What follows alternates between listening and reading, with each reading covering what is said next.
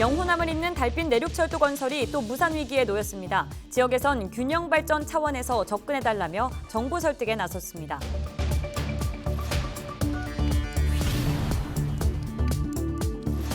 (13일부터) 원동기 면허 없이 전동 킥보드 같은 개인형 이동 장치를 타다 적발될 경우 범칙금 10만 원을 내야 합니다.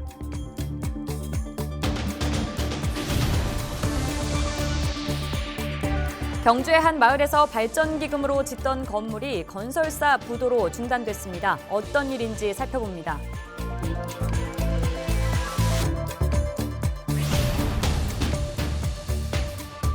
대구형 공공 배달 앱인 대구로가 6월 말부터 달서구에서 시범 서비스를 시작합니다.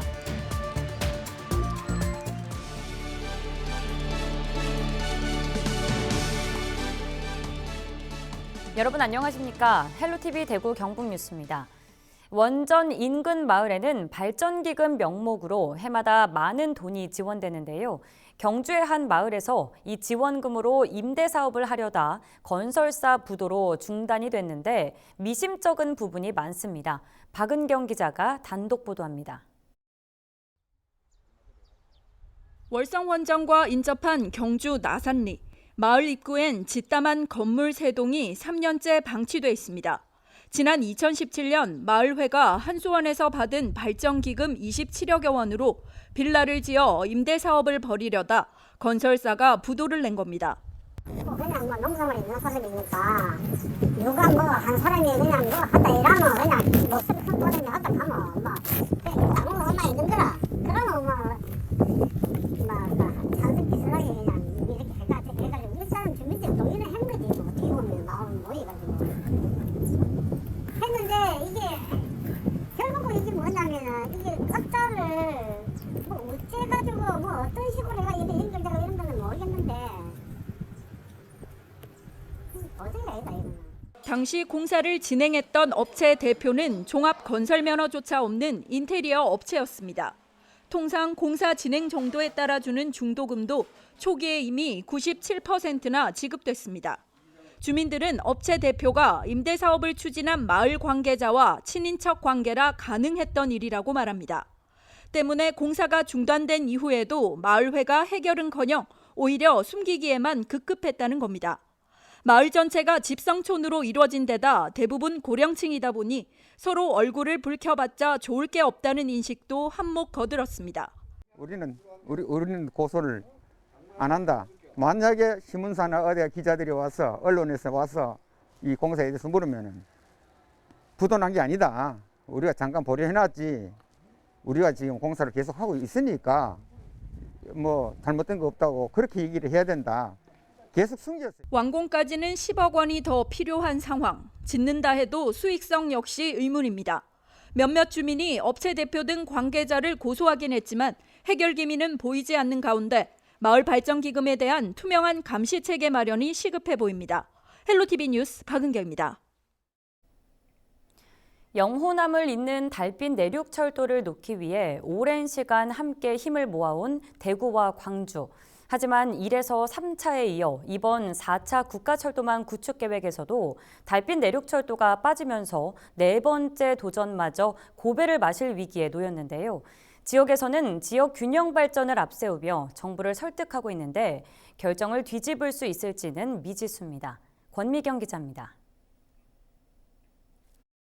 대구와 광주의 옛 명칭, 달구벌과 빛고을에서 이름을 딴 달빛 내륙철도. 경북과 경남, 전북, 전남 등 6개 시도 10개 지자체를 지나는 191km 노선으로 대구와 광주를 1시간대로 연결합니다. 생산 유발 효과는 7조, 부가가치 유발 효과는 2조가 넘습니다. 달빛 내륙철도는 지방 소멸 위기가 있는 지방을 살리고 그다음에 대구와 광주의 각종 산업을 연계를 통해 가지고 남북권 경제의 대통합을 이루는 아주 중요한 사업이 되겠습니다. 하지만 달빛 내륙철도 건설 사업은 20년 가까이 출발조차 하지 못하고 있습니다. 정부는 10년 단위로 국가철도망 구축 계획을 세우는데 올해까지 벌써 4번이나 이 계획에서 빠졌기 때문입니다. 번번이 발목을 잡는 건 경제성. 달빛 내륙철도 건설에 약 4조 원이 드는데 비용 대비 편익이 낮다는 이유로 계속 밀리고 있는 겁니다. 지역에서는 지금처럼 경제성만 따져선 안 된다고 외칩니다. 철도가 지나는 지자체들의 평균 지역 낙후도 순위는 112로 매우 낮은 수준. 지역 균형 발전 차원에서 교통망 확충이 시급하다는 겁니다. 영남과 호남의 동서 연결을 외면하고 수도권을 향한 남북축 중심의 계획만 반영되어서는 국가 최저 기준 철도망의 정책 목표는 실현될 수 없습니다. 또 당장은 수요가 적지만 앞으로 늘어날 수 있다는 점도 강조합니다. 수요가 있는 곳에 공급을 하는 기존 방식 대신 공급을 통해 수요를 만들 수도 있다는 겁니다. 접근성이 개선이 되고 훨씬 빠른 시간에 갈 수 있다라고 하게 되면 한 번이 아닌 두 번, 세 번도 갈 수 있는 부분이기 때문에 이런 것은 결국에는 공급을 통해서 수요가 창출되는. 대구와 광주의 네 번째 도전. 지역이 함께 철도 건설에 발벗고 나선 가운데 축배를 들지 고배를 들지 최종 계획안 반영 여부는 한 달 뒤쯤 결정됩니다. 헬로티비 뉴스 권미경입니다. 13일부터 개인형 이동장치 규제를 강화한 개정된 도로교통법이 시행됩니다. 이에 따라 원동기 면허 없이 전동 킥보드 같은 개인형 이동장치를 타다 적발될 경우 범칙금 10만 원을 내야 합니다. 또 2인 이상 탑승 시 범칙금 4만 원, 보호장구 미착용 시 범칙금 2만 원이 부과됩니다. 그리고 13세 미만 어린이가 개인형 이동장치를 탈 경우 보호자가 과태료 10만 원을 물게 됩니다. 대구형 공공 배달 앱인 대구로가 6월 말부터 달서구에서 시범 서비스를 시작합니다. 대구시는 시범 서비스를 통해 배달 앱을 사전 시험해보고 이에 대한 시민들의 의견을 바탕으로 서비스 환경을 구축 보완해 나갈 예정입니다. 또 올 하반기쯤 대구 전역으로 배달 서비스를 확대할 계획입니다. 75세 이상 봉화 지역 주민을 대상으로 한 화이자 백신 접종이 완료됐습니다. 봉화구는 지난 6일부터 시작된 2차 접종이 12일자로 마무리됐다고 밝혔습니다. 지난 1차에서는 4,018명이 접종했으며 2차 접종률은 98%로 3,935명이 접종을 마쳤습니다. 지난달 29일과 30일 추가 접종한 375명은 이달 20일과 21일 2차 접종을 마칠 예정입니다. 대구시와 대구 디지털산업진흥원이 빅데이터 전문 인력 양성 교육을 대폭 확대해 지난해보다 3배 이상 늘어난 720명의 빅데이터 전문가를 양성하기로 했는데요. 대구 수성구 알파시티에 위치한 대구 빅데이터 활용센터가 무료로 교육을 진행합니다. 이슈앤피플에서 빅데이터 활용센터 김건욱 센터장을 만나봤는데요. 영상으로 함께 하시죠.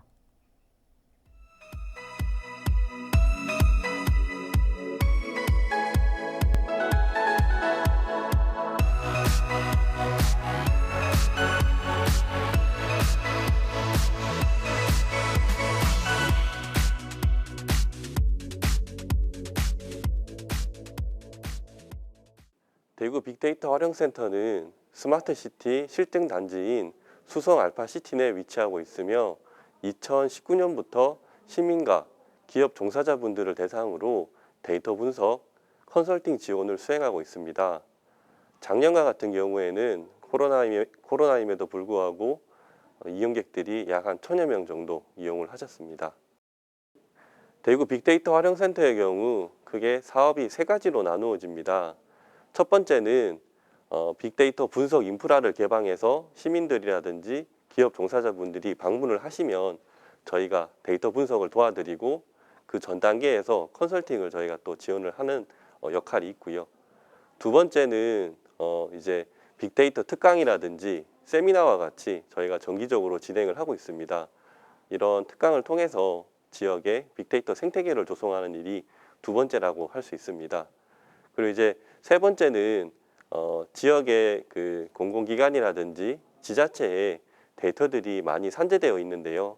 이러한 데이터들을 저희가 연계해서 대구 빅데이터 활용센터만 방문하면 언제든지 활용할 수 있도록 데이터 거버넌스를 구축하는 게 세 번째 역할이라고 생각합니다.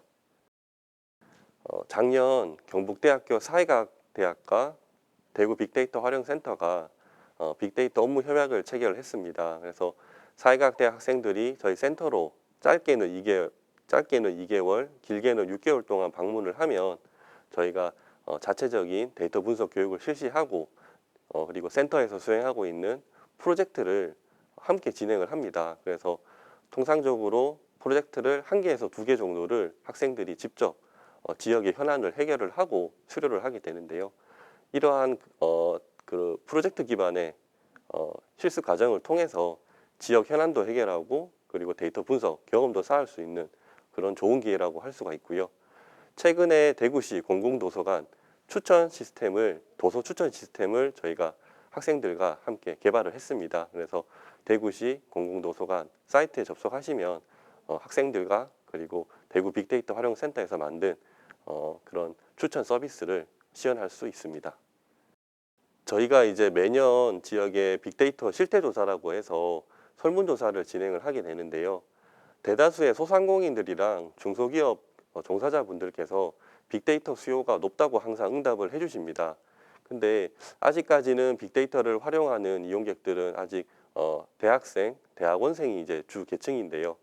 올해 그리고 내년부터는 저희가 그렇게 수요가 높은 중소기업, 소상공인들을 대상으로 적극적으로 홍보해서 센터의 이용 계층을 좀 다각화하는 그런 목표를 가지고 있습니다.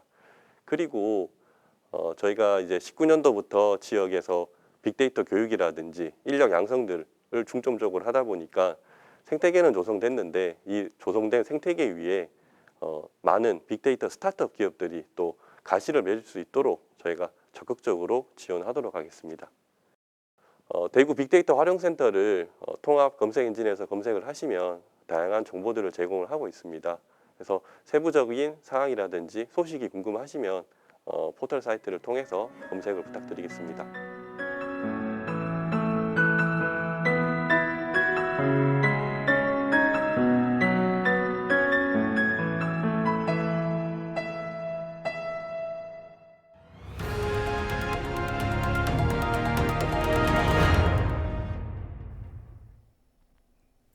대구 동구 안심 지역과 경산 임당 지역을 잇는 광역도로 건설 사업에 탄력이 붙었습니다. 대구 동구는 최근 국토교통부의 제4차 대도시권 광역교통시행계획에 총 길이 3.1km, 동구 안심에서 경산 임당 간 광역도로 건설 사업이 반영됐다고 밝혔습니다. 대도시권 광역교통위원회는 각종 심의를 거친 뒤 올해 상반기 안으로 시행계획을 확정 고시할 예정입니다. 영주시가 시내버스 노선이 폐지된 교통 소외 지역에 공공형 버스를 도입했습니다. 공공형 버스는 지난 2019년 폐지된 2번과 2-1번 노선을 대체하고 동산여중과 동산고, 한국국제조리고, 영주고 방면으로 운행합니다. 토요일과 일요일, 공휴일에는 영주역과 터미널을 경유해 소수서원과 부석사, 무섬마을로 노선을 확대합니다. 영주시는 이달 31일까지 시범 운행을 실시한 뒤 이용객들의 의견을 반영해 6월 1일부터 정상 운행을 시작할 예정입니다. 우리 지역의 숨은 인물을 발굴하는 지역 인물 탐구 순서입니다. 주로 약용으로 쓰이는 홍화라는 꽃을 우리 지역 경북 의성에서 주로 키운다는 사실 알고 계셨습니까? 이 홍화를 이용해 염색 작품을 만들고 도시 재생 사업의 일환으로 꽃차 연구도 하는 주인공이 있습니다. 권순남 홍화 염색 작가를 영상으로 만나보시죠. 저는 의성에서 홍화를 키우고 홍화 염색도 하고요. 꽃차도 하는 홍화 염색 작가 권순남입니다. 홍화는 국화과로서 2년생으로서 꽃이 좋은데 요즘 의성에는 워낙 추워가지고 1년생으로 크고 있는 꽃입니다. 저는 홍화와 굉장히 인연이 많은 게 우리가 어릴 때 농사를 지으면 밭에다가 옆에 홍화를 조금씩 심어두더라고요. 그때만 해도 홍화가 뭔지도 몰랐는데 밭 일을 하고 난 뒤에 일꾼들이 많으니까 이제 일꾼들이 저녁 먹고 집으로 갈 때 막걸리에다가 이 꽃을 넣어가지고 약간 따뜻하게 만들어서 한 잔씩 주더라고요. 이걸 먹으면은 몸이 어혈이 풀어지고 아저씨들이 일 내일 아침에 올 때 거뜬하게 잘 한다고. 그래서 그 이 꽃을 그때 봤으니까 아마 한 60년은 거의 됐을 거예요. 전시회를 하는데 갔다가 홀랑반했어요. 너무 이쁜 거예요. 그래서 그게 2000년도 전인데 염색을 하려고 마음을 먹었죠. 그래서 3개 제가 반했는 거예요.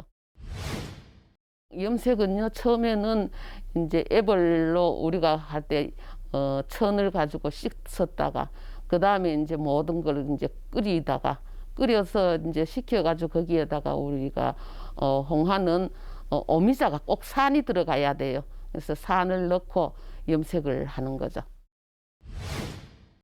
홍화를 가지고 염색을 하다 보면 이 홍화는 먹을 수도 있는 거고 사람 몸에 아주 이로운 게 굉장히 많은 거예요. 그리고 홍화 염색은 궁궐의 공주님이 입을 수 있는 거지 아무나 입을 수 있는 거 아니었어요. 염색 중에서도 최고의 단계에 올라가 있는 거죠.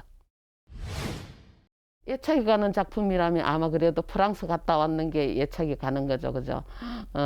이걸 가지고 프랑스에 가서 제가 홍화로 그 시연도 하고요. 한국의 홍화는 이런 게 좋다고 이제 알리기도 했고 학술대회도 하고 해서 그게 조금 예착이 갑니다. 정말 의성은 알아주는 도시재생 사업인데요. 거기에 소규모 사업으로 올해도 됐어요. 그래서 우리 회원들이 한 20여 명이 있는데 굉장히 같이 잘 하고요. 그래서 같이 여럿이 해서 이 꽃만 하는 게 아니고 여러 가지 꽃을 가지고 이제 합니다. 코로나니까 다들 못 만나잖아요, 사람들이. 그래도 잠깐씩이라도 만나면은 차 한잔 하고 서로의 안부도 묻고 나눔도 하고 이러니까 좋아요. 또 살아가는 것도 이야기도 하고. 코로나가 얼른 끝나면은 다들 오손도손 모여서 재밌게 뭐든지 하고 싶은데 지금 봐가지고는 너무 힘들고 아무것도 못하니까 조금 견디기가 좀 힘든 상황이에요. 꼭 지원을 받는다기보다는 그래도 자라나는 어린이들이 나는 제일 좋을 것 같아요. 그래서 어린이집이나 중고등학교나 이런 데 가서 우리 의성 홍화를 알리는 교육도 하고 싶고요. 학생들하고 어떻게 해서 거기 체험적으로 갔으면 참 좋겠습니다. 원래 목표라면 얼른 이 코로나가 종식이 되어서 학교로 나가가지고 애들하고 제잘 웃으면서 이 홍화에 대한 것으로 체험 교육도 하고 싶고요. 도시재생에서 우리가 소규모 사업으로 꽃차를 이제 지원받았거든요. 그래서 우리 회원들과 함께 홍화 꽃도 만들고 연꽃도 만들고 여러 가지 꽃으로 만들어서 이웃과 또 우리 여러 사람들인데 나누어 드리고 맛도 보여드리고 그렇게 해보고 싶습니다.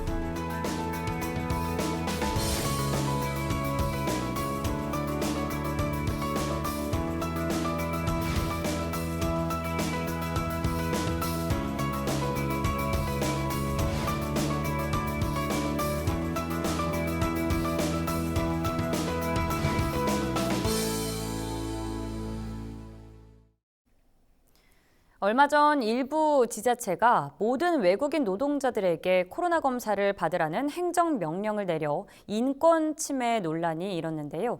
최근 일부 지역에서 외국인 노동자들의 코로나19 확진이 늘면서 행여 외국인 혐오증이나 기피증이 생기지 않을까 염려하는 목소리도 나오고 있습니다.